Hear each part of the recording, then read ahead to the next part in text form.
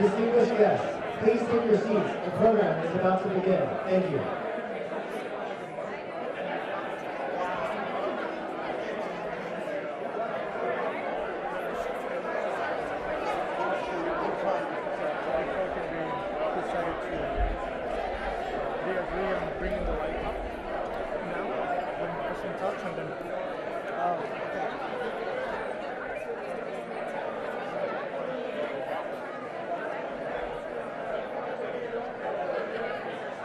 Distinguished guests, the Governor of Colorado and Mr. Reese.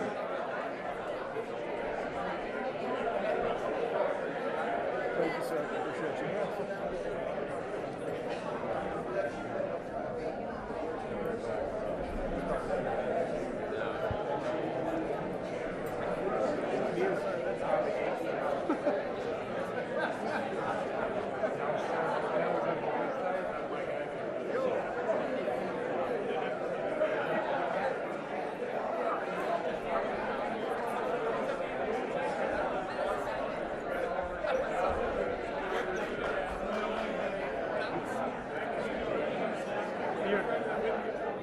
Beard.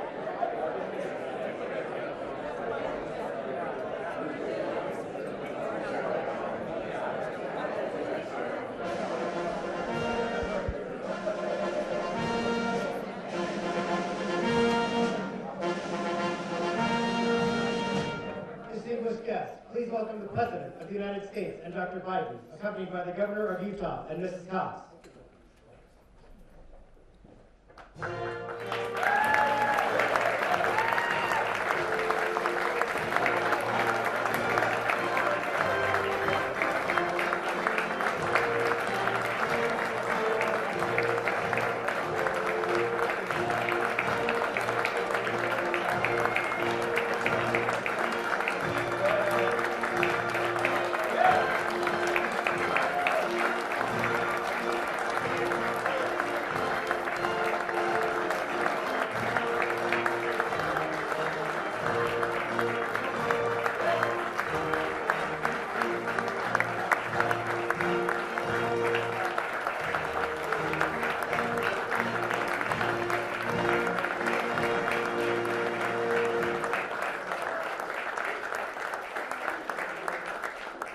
Thank you. I think I need a glass to raise here. Let's see.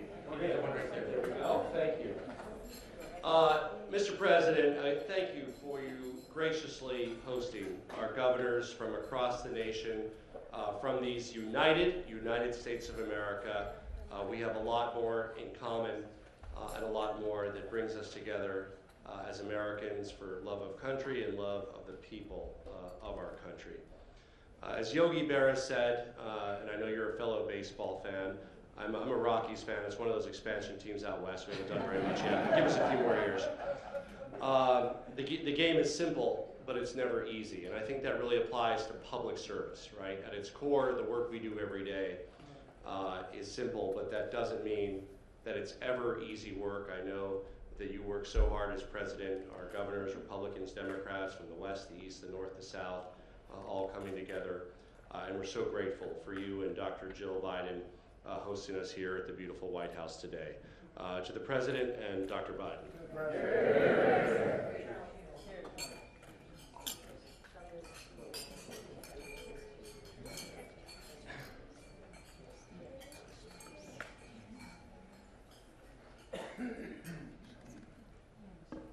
Thank you, Governor Polis, Mr. President, Dr. Jill Biden.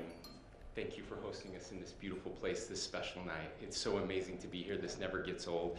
I must say that I only saw a few people measuring the drapes while we were here earlier, so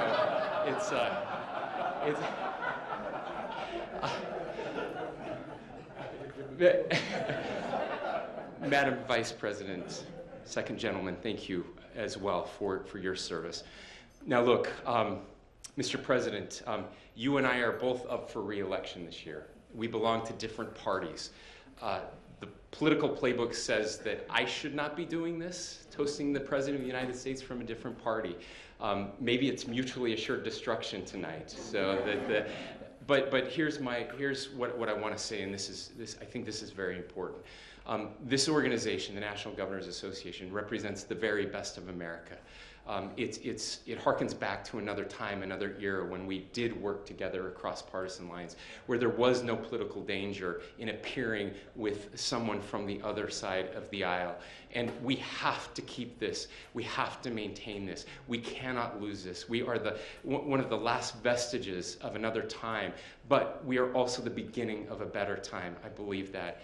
Mr. President, we disagree on many things. And yet, all of the governors in this room are chief executives. We know just a very little bit of the incredible burden that weighs on your shoulders. We can't imagine what it must be like, the decisions that you have to make, but we feel a small modicum of that pressure. And so tonight, we honor you. My parents taught me that we should pray for the leaders of our country. Mr. President, I want you to know that our family prays for you and your family every night. We pray that you will be successful, because if you're successful, that means that the United States of America is successful. And tonight, we are always Americans first. So thank you for your dedication and your service. May God bless you, and may God bless this great state, this great country, the United States of America, and the great state of Utah. Cheers.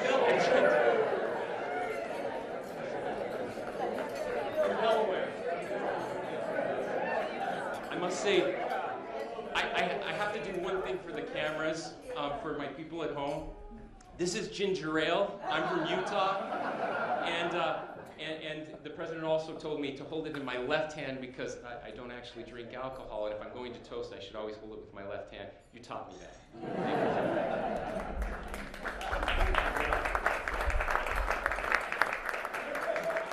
The only Irishman you ever met that's never had a drink. And my grandfather used to say, Joey, if you toast with anything other than alcohol, you got to use your left hand. Folks, Governor Cox, Governor Polis, and everyone, all the family members that are here, and thank you, baby, for being here tonight. Appreciate it very much. You know, let me just say that we have a lot to do together. The thing that makes me feel good about having the governors here is there's still the tradition of doing things together. We fight like hell. We make sure that we get our points across. But at the end of the day, we know who we work for. The objective is to get things done. And you know, stand here in front of this portrait of the man behind me here.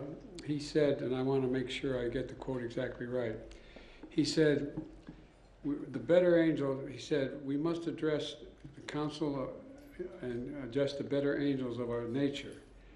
And we do well to remember what else he said. He said, we're not enemies, but we're friends. It's the middle, this is in the part of the Civil War. He said, we're not enemies, but we're friends. We must not be enemies. Folks, and I've been around, I know I don't look it, I've been around a long while. And I mean this sincerely. Politics has gotten too bitter. Democrats and Republicans. Politics has gotten too personally. It just is. It's just not like it was. And by the way, I served in times when we had very, very staunch differences. I mean, there were incredible differences. But we always, not always, but the vast majority of the time, we looked out for a compromise when the end of the day came. And you know, it seems to me that I'll conclude by saying I've spent a lot of time with Xi Jinping, someone whom I have a great deal of difference with. And I was, when I was vice president, my president told me that he wanted me to get to know Xi Jinping because it was clear he was going to be the head of Russia, of China, and we were having problems with Russia at the time and other countries as well. And so what he said was, get to know him. He's going to be there. And he couldn't because he was the president. He couldn't travel. So I traveled 17,000 miles with him throughout the country, our country, and in China as well. We were in the Tibetan Plateau, and he turned to me and he said, can you define America for me? And this has been documented, it's real. I looked at him, I said, yes, I can, in one word. He looked at me and he said, what's that? And I said, possibilities. Possibilities. Here's to possibilities. Possibilities, because I am never been more optimistic in my life about the prospects, what we can do if we just work together. There's nothing beyond our capacity. So again, to possibilities.